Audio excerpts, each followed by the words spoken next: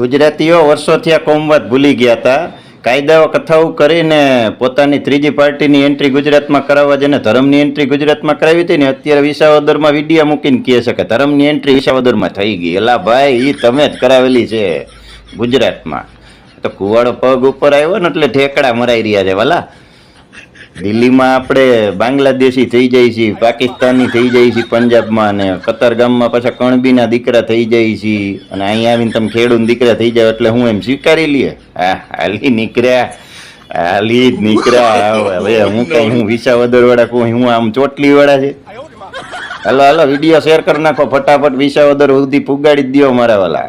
આ ધર્મની એન્ટ્રી ને ઉની ઘરે જમવા જવું ને દિલ્હી બોલાવવા, એને સન્માન કરવું ને જમવા, ને એ બધું તમે જ જાતિવાદ કોમવાદ ખાઈલો છે. સમજ્યા? હવે ભોગવવાનું છે. હાલો, વિડીયો શેર કરો ફટાફટ એટલે વિસાવદર સુધી ભોગી જાય.